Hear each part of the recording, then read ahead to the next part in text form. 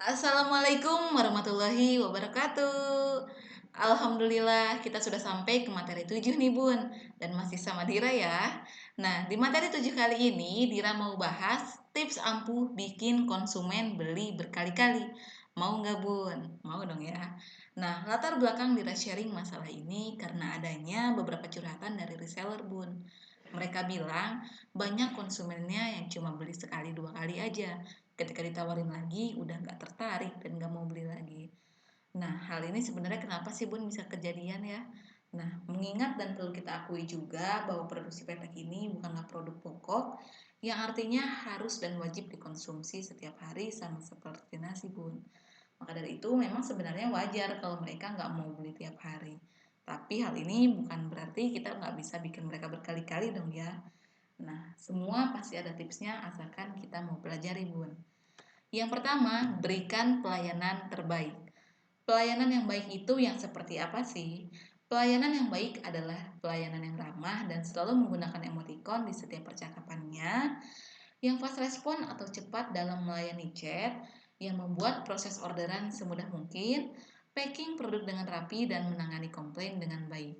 Jadi Bun, kalau pelayanan kita sudah memuaskan dan sudah bisa bikin si konsumen nyaman, bukan cuma dia mau beli lagi Bun, tapi bisa jadi dia nanti merekomendasikan kita dan produk yang kita jual ke teman-temannya.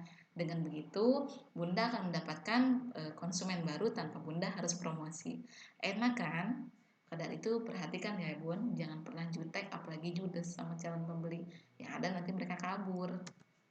Tips yang kedua, berikan voucher untuk pembelian selanjutnya. Hal ini bisa Bunda terapkan misalkan khusus pembelian 10 piece Cipetek hari ini dapatkan kupon ongkir 10.000 untuk pembelian selanjutnya.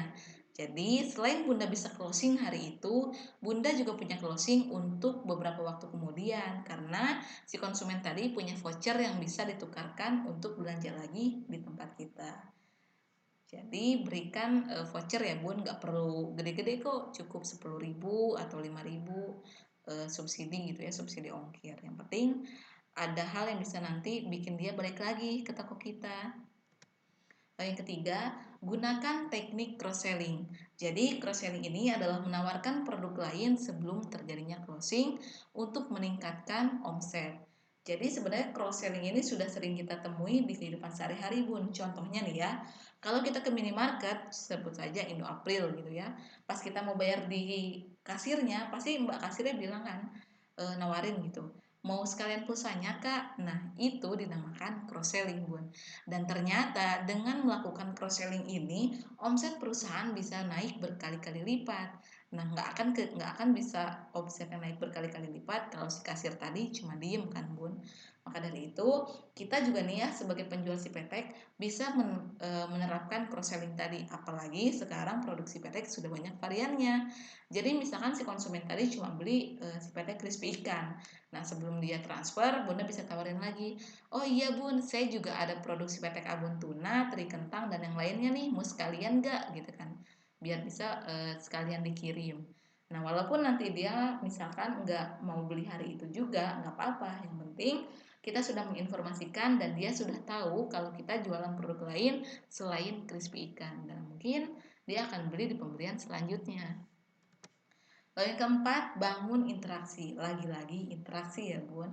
Nah, kalau yang sebelumnya Dira sudah sampaikan kalau interaksi ini merupakan faktor terbesar yang mempengaruhi pembeli untuk membeli produk kita, maka lagi-lagi terapkan interaksi. Nah, interaksi di sini lebih kepada interaksi after sales Bun, artinya interaksi setelah terjadinya penjualan.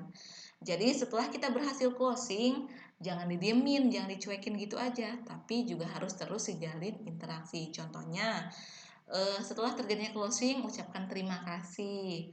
Terima kasih Bunda sudah order produksi PT Crispy Ikan. Lalu ucapkan harapan semoga dia suka sama produk yang udah dibeli. Misalkan, terima kasih Bunda sudah beli produksi Crispy Ikan di saya. Semoga produksi PT Crispy Ikan ini bisa membantu atau bisa mengatasi masalah ketika nanti Bunda nggak sempat masak.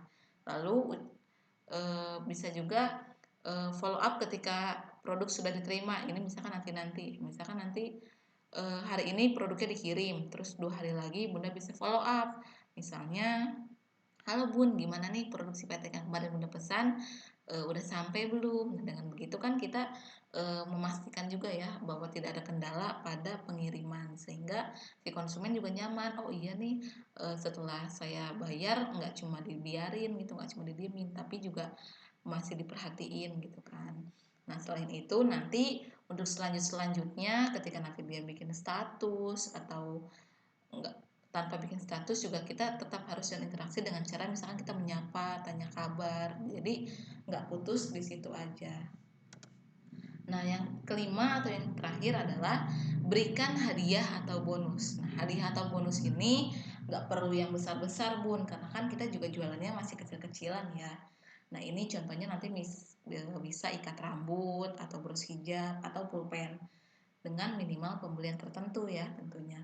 Dengan tujuannya bisa menjadi pemancing atau pembeda toko kita sama toko sebelah. Jadi ketika nanti selanjutnya dia mau memutuskan untuk membeli dengan harga misalkan sama-sama 10.000, misalkan sama-sama belanjanya 50.000, tapi kalau di kita dia bisa dapat bros hijab. Nah, di toko yang sebelah tadi nggak bisa dapat. Jadi dia bakal balik lagi ke toko kita.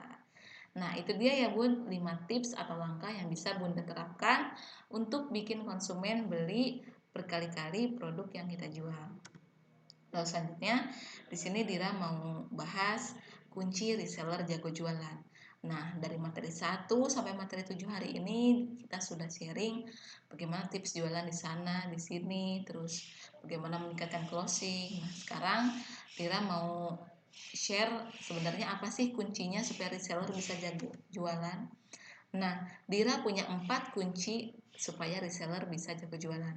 Kunci ini diibaratkan sebagai alat ya Bun, sama halnya seperti kayak kita kalau mau ngebuka pintu yang susah yang terkunci. Nah, kalau ada kuncinya bisa gampang kebuka. Sama halnya seperti kita kalau mau jago jualan, kalau kita tahu kuncinya, insya Allah beneran bisa jago. Nah, yang pertama adalah konsisten. Semua materi yang sudah kita berikan, yang sudah kita sharingkan ke Bunda dan Bunda praktekkan, nggak akan maksimal kalau cuma dilakukan sekali 2 kali aja Bun, tanpa konsisten. Maka dari itu semua materi-materi yang sudah kita sharing harap dipraktekkan secara konsisten ya Bun, secara rutin setiap hari seterusnya hingga akhirnya nanti closingnya bisa stabil dan meningkat, jangan sampai turun. Dan selanjutnya buat jadwal.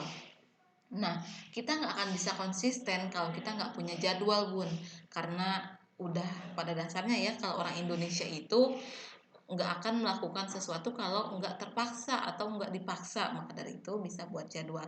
Apalagi bagi bunda-bunda nih yang melakukan aktivitas jualan itu sebagai aktivitas sampingan di luar aktivitas pokok, maka harus dibuat jadwal, karena kalau enggak itu nanti yang ada kadang posting, kadang enggak gitu kan, kadang promosi, kadang enggak. Maka dari itu silakan buat jadwal hariannya. Lalu yang ketiga, fokus. Karena percuma nih Bun, kita udah buat jadwal misalkan jam 10 waktunya posting, tapi kita gagal fokus ketika kita jam 10 buka aplikasi Instagram, bukannya posting yang ada malah scrolling info-info yang unik gitu kan, lihat-lihat video lucu lah, lihat-lihat gosip artis lah, yang akhirnya malah lupa posting, lupa promosi. Maka dari itu kita harus fokus. Nah, kunci yang keempat atau kunci yang terakhir adalah semangat. Nah, ketika tadi kunci 1, kunci 2, kunci 3 sudah kita terapkan dan hasilnya memang ternyata nggak sebaik yang kita harapkan nih Bun. Misalkan kita pengennya sehari itu laku 25, tapi hari ini cuma laku 10. Nah, kalau kita nggak punya rasa semangat, pasti hari itu juga pas udah dapat 10 itu cuma dapat 10 nih, nggak sesuai sama yang saya harapin, padahal saya udah konsisten, udah buat jadwal, udah fokus.